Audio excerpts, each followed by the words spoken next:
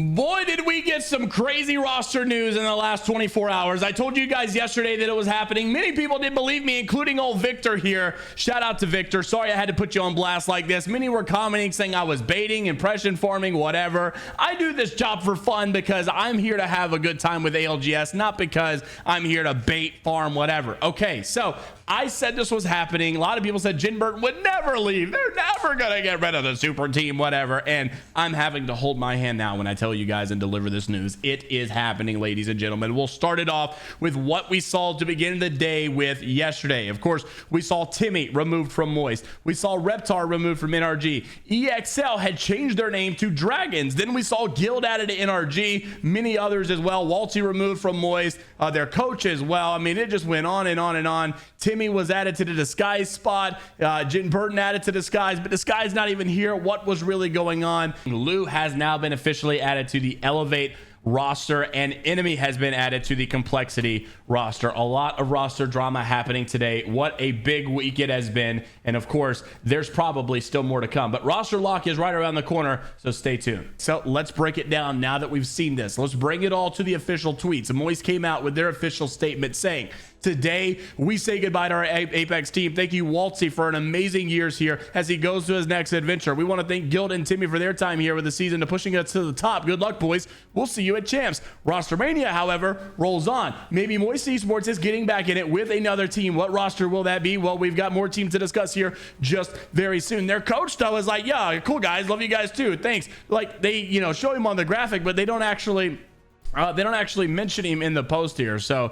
not understanding why that happened. Maybe just a little bit of a mishap, whatever. Then we move on to Falcons Esports, the official announcement. Wxltzy is stepping away from Apex and basically the whole comp scene. Genburten, however, seems to be a different story, but they say a chapter closes, but the impact remains. Crazy stuff, obviously. Wxltzy, like I said, came out to say, long post, thank you everyone, goes on this huge thank you rant of thank you guys that like Nasky that gave me my initial taking the original chance on me, Zero for doubling down on my career, goes through all sorts of people. But then we go into Genburten, right? And he's basically focusing on college career stuff. But like I said, Genburten seems to be a different story. But we'll get to that in just a second because there's more like organization implications with Genburten. So let's talk about the Falcons roster. Who's it going to be? Wxltzy will be joining along with the Moist coach Jogger. So these guys are now solidified in the Falcons roster. I think we are all concerned about one specific thing, right? Falcons pulled this out. It's the IGL verse. I mean, we've got 3 IGLs here now on the team.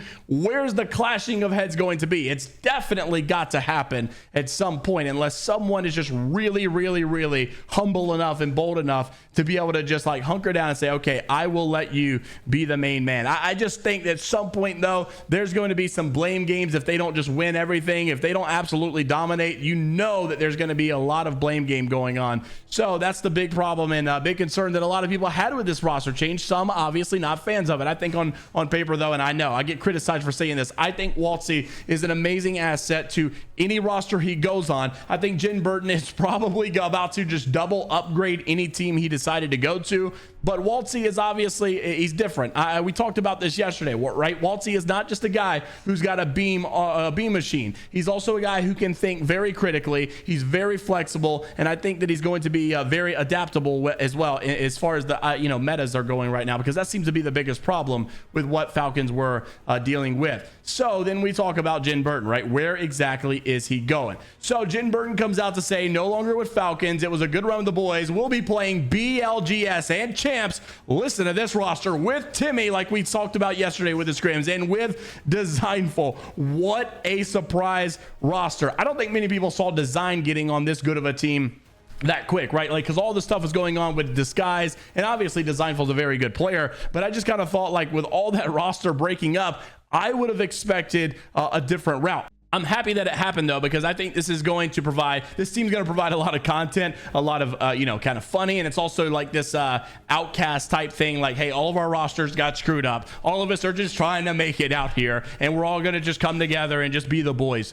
And so I think that this has got some good vibes to it. I know Jen's been kind of wanting to get out of that environment that he was in with the Falcons for a while, and this is where I also kind of have to give you a gotcha moment from a year ago. Last year I had mentioned that Genburten was looking to get out of the Zero environment, the situation that he was in with Dark Zero. And I got called once again, Baiter, Impression Farmer, because I had said and mentioned that he had expressed interest to play with Sweet, or that he really liked Sweet. And I knew that that roster wasn't going to happen, but I knew Jin was not happy with the situation he was in. And boom, it finally gets confirmed a year later. Maybe all of you crazy people on Reddit will slow down a bit with me, but Imperial Hal went on stream to say that the Falcons roster change with Genburten has been a long time coming, and there was always issues for a very long time with Jin and Zero. Take a look at what Hal had to say on stream inside the firing range. Roll the clip. As I said, like, a lot of people are saying that we like not preemptively, but it's like an impulse decision to like make a change after 20th place. Like, yeah, it's a coincidence that we've made this change after 20th place,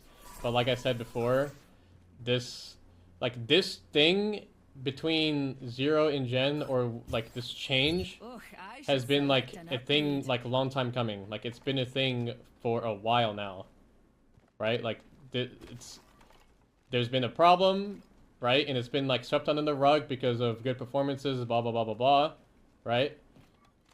So like, it's not like, oh yeah, we just dropped him just because of 20th, but it's more so like it was a thing before I even joined the team. Like, things that were an issue before I even joined the team, like I wasn't even around for. So like, yeah, it's not like it's just coincidence that it happened before or like after this type of tournament. So basically, about a year ago, my inside source had told me that there were a lot of internal issues with this roster, and that Jin maybe even, to step away from the game for a bit.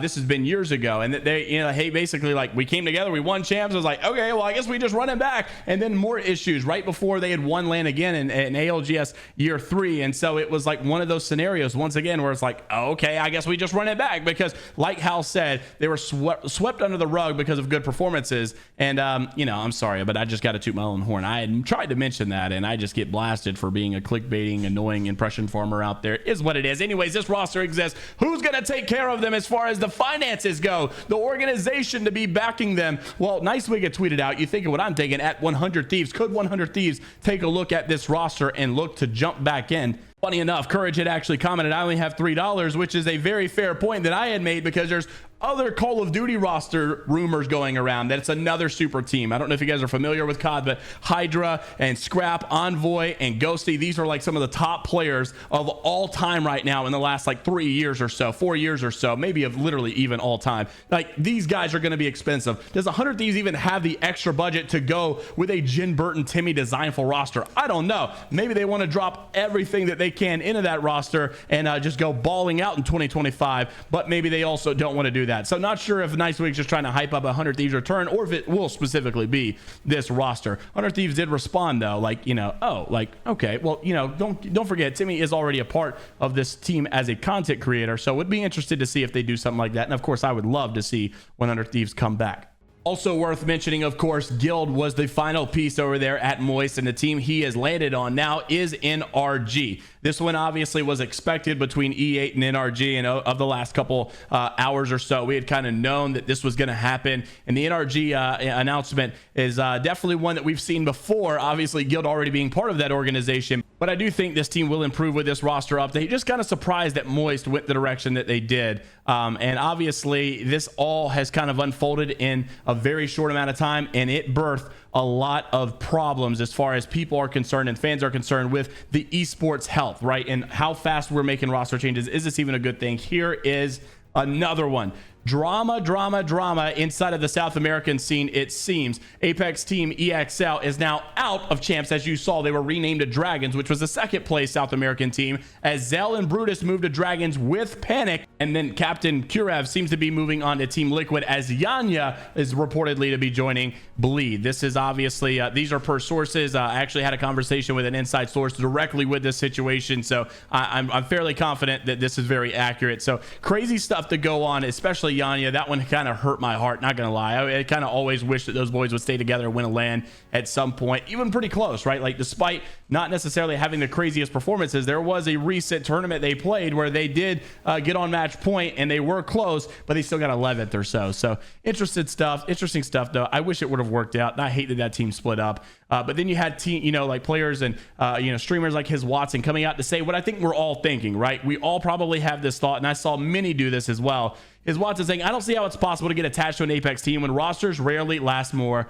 than a year. From a player's perspective, having the ability to swap around teams grants a lot of freedom and makes the experience less frustrating. But from a viewer and business perspective, it is absolutely awful. And like, I wouldn't ever want to buy a jersey because I don't know if that guy's going to stay on there. I would never want to really have a team as an organization because I know I'm not really going to get a brand built around my team. I'm just going to be tossed around to and fro. And then he kind of just reiterates that I wouldn't want to add org skins or any sort of in-game org integration either, because why would you do so? Why would Apex want to do that knowing how crazy and quickly it can completely dissolve in less than a day? In games with more players on a team, swapping people around still keeps the feeling of it being the same team, but with only 3 people on a team, even swapping one person can make it feel like a completely different team sometimes. And he says, I'm aware and I slightly contributed to this problem, but still, I mean, this is not just Furia or past Furia having this problem. I mean, it's every team, bro, that's doing this now. It's literally nothing to make a roster swap,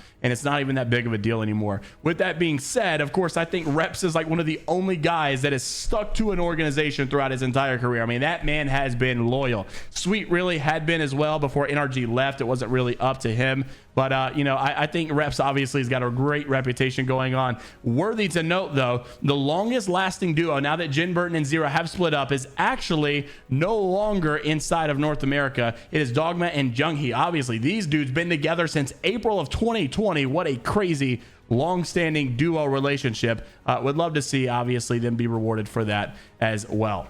Also, shameless plug, many Apex casters, including Tiffany, are looking to cast Deadlock, and I thought it was worth mentioning that if you're interested in Deadlock content, we do have a Deadlock news channel down in the description below. Make sure to go check it out if you're interested in the game. Obviously, it seems to be a growing one as well. We'll have Apex Esports, Deadlock Esports. We're doing everything. We're staying busy out there. Make sure to like and subscribe for more Apex Legends esports news, and until the next time, we'll see you all later, Gators.